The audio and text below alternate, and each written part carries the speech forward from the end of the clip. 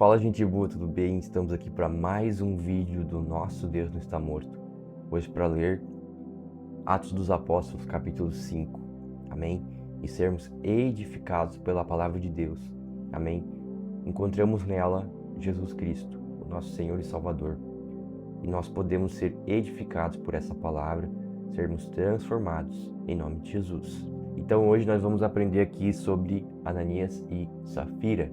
Entretanto, certo homem chamado Ananias, com sua mulher Safira, vendeu uma propriedade, mas, em acordo com sua mulher, reteve parte do preço e, levando o restante, depositou-o aos pés dos apóstolos. Então, o que nós aprendemos até aqui? Que a mentira não é bênção. A gente vê no texto que Ananias e Safira mentiram sobre a oferta que eles iam dar. E, meus irmãos, o Senhor não tem problema em a gente não ser perfeito ou a gente não fazer certas coisas. Mas o Senhor tem muito problema com aquele que não admite seus erros, com aquele que mente acerca da verdade.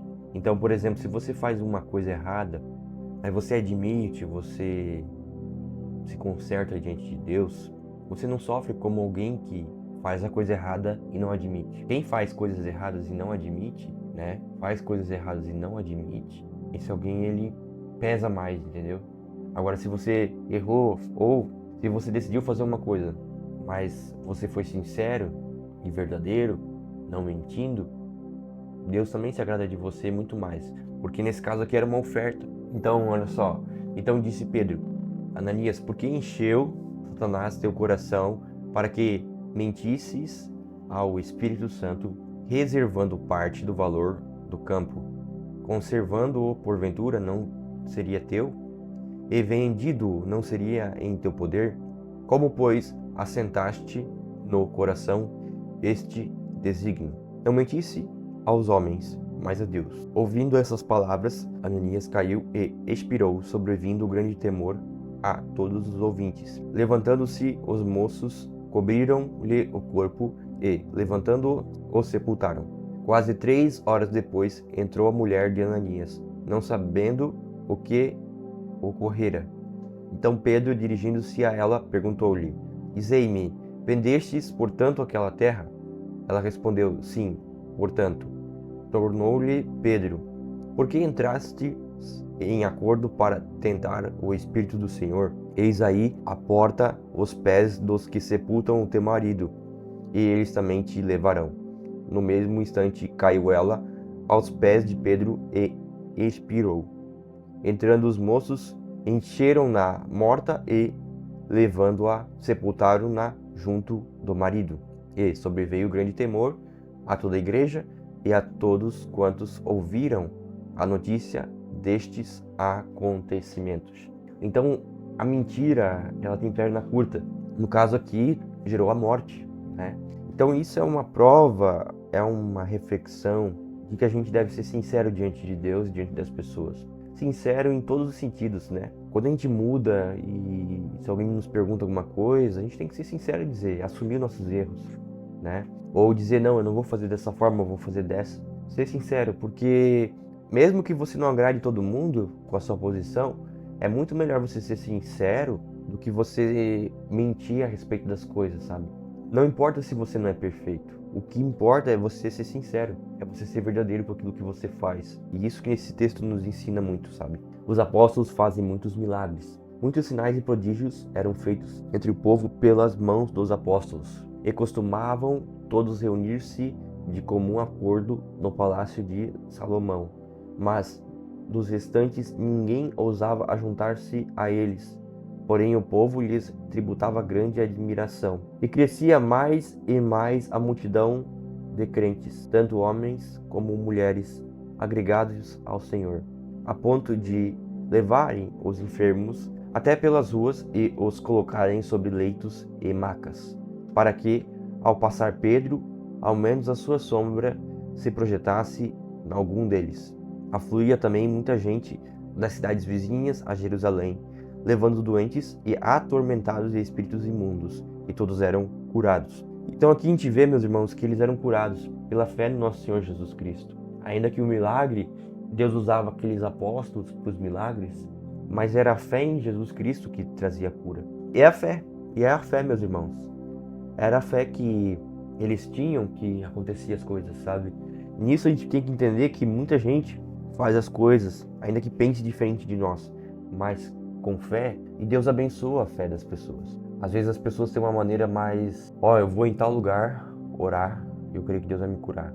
Pode ser algo místico, né? Porque Deus pode me curar aqui, mas é a fé, entendeu? É a fé em Jesus que nos cura, é a fé em Jesus que nos transforma. Amém? A prisão dos apóstolos. Levantando-se, porém, o sumo sacerdote e todos os que estavam com ele, isto é, a seita dos saduceus, tomaram-se de inveja, prenderam os apóstolos e os recolheram à prisão pública.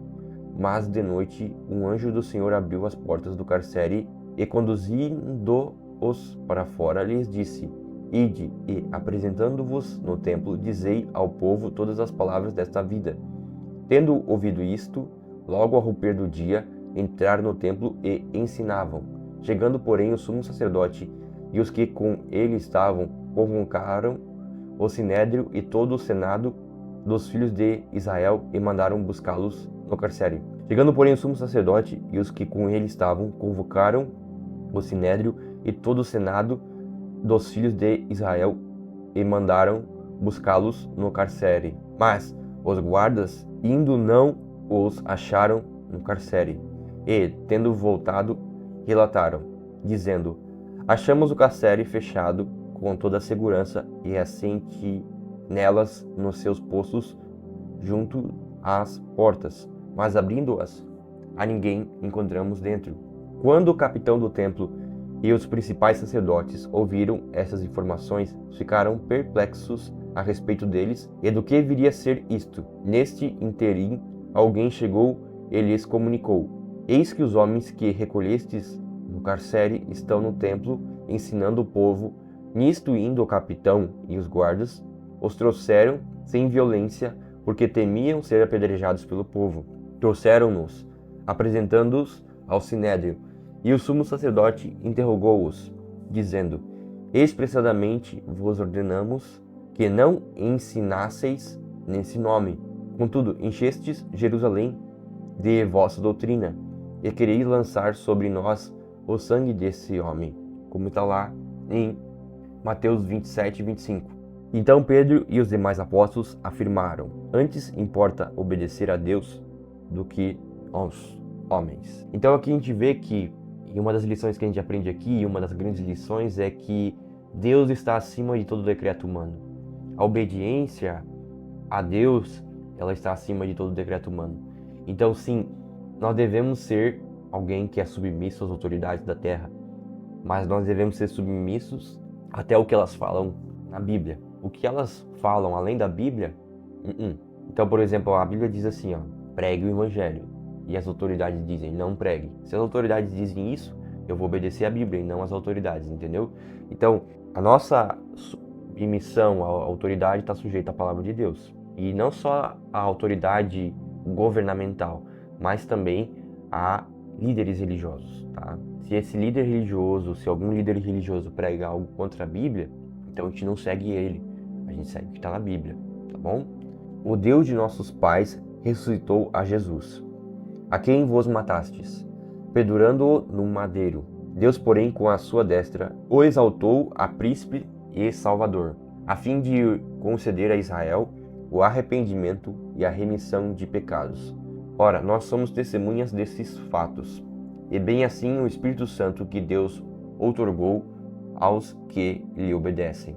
O parecer de Gamaliel. Eles, porém, ouvindo, se enfureceram e queriam matá-los. Mas, levantando-se no sinédrio, um fariseu chamado Gamaliel, mestre da lei, acatado por todo o povo, mandou retirar os homens por um pouco. Ele lhes disse: Israelitas, atentai bem no que ides fazer a estes homens, porque antes desses dias se levantou Teudas, insinuando ser ele alguma coisa, ao qual se agregaram cerca de 400 homens, mas ele foi morto, e todos quantos lhe prestaram obediência se dispersaram e deram em nada. Depois desse levantou-se Judas, o Galileu, nos dias do recerceamento e levou muitos consigo. Também este pereceu, e todos quantos lhe obedeciam foram dispersos. Agora vos digo, dai de mão a estes homens, deixai-os, porque se este conselho ou esta obra vem dos homens, perecerá. Mas se é de Deus, não podereis destruí-los, para que não sejais porventura achados lutando contra Deus. E concordaram com este. Então, a questão toda que a gente aprende na Escritura, e a gente aprende com essa lição aqui no versículo 38 e 39, é que se algo é de Deus, Ele mesmo paga a conta. Quando Deus está em algo, nada pode impedir. Nada pode parar aquilo que Deus está fazendo. Então, se Deus está fazendo algo, ninguém pode parar isso. Não tem ação de maligno nenhum que pare aquilo que o Espírito Santo pode fazer.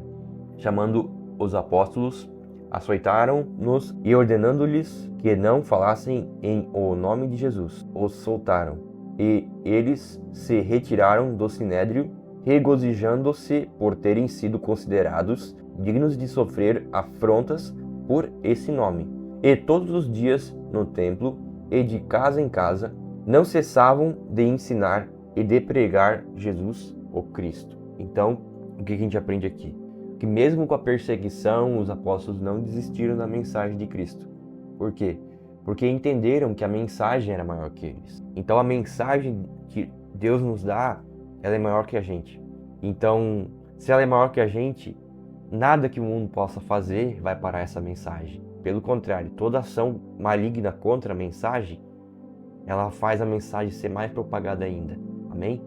Senhor Deus Pai, obrigado por cada um de nós aqui, que está lendo a Tua Palavra, que está sendo edificado, Senhor. Guarda-nos do maligno, Senhor Deus, e que nós possamos ser filhos amados Teus, Pai, cheios do Espírito Santo para anunciar as Tuas boas novas, Pai. Em nome de Jesus, que o Espírito Santo guarde a gente, guarde o nosso coração, em nome de Cristo Jesus. Deus te abençoe, até amanhã que vamos ler Atos capítulo 6. Valeu, valeu, fui!